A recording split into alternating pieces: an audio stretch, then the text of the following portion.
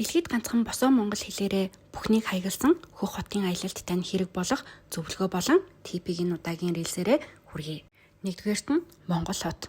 Заримдаа гадаадад явж байгаач монгол хоол идмээр санагдах үе байдаг шүү дээ. Тэгвэл энэ захаар заавал зочлоорой. Та нэг доороос монгол хувцас, монгол хүнс, монгол хоол гэх мэт бүх зүйлийг харах боломжтой. Дээрээс нь хоолнууд нь бүр 20 yen, 10 yen гэд аягүй хямдхан байт юм билээ шүү. Миний санал болгох 2 дахь газар бол Шилэнгүүр. Хөх хотоос 70 км зайд орших энэхүү цогцлборт та нэг өдрийг бүтэн өнгөрөх боломжтой. Буфет хоолтойгоо тасалбар нь 210 yen гэдэг юм бэлээ.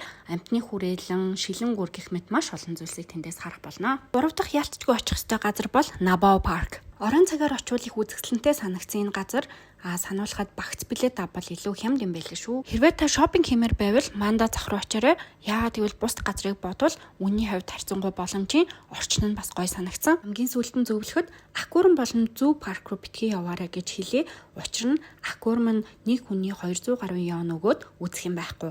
Харин зүү парк нь бага насны хүүхэдтэй бол айгүй их алхах юм билээ. Тэгэхээр битгий яваарай гэж зөвлөе. Хэрвээ та ойрын хугацаанд хөх хот руу аялахаар төлөвлөж байгаа бол миний зөвлөгөө тус болно гэж найдаж байна. Илүү дэлгэрэнгүй мэдээлэл авахыг хүсвэл комент хэсэгт хөх хот руу аялсан влогийн линкээ тавьсан байгаа. Үзээрэй. Бичлэг маань танд таалагдсан бол лайк, шеэр, фоллоу хийгээрэй.